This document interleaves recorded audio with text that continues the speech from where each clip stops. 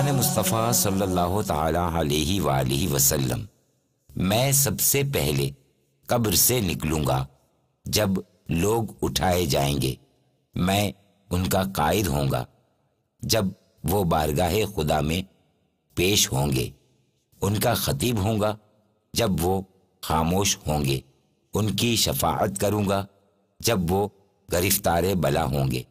انہیں خوشخبری سناؤں گا جب وہ خوف زدہ ہوں گے۔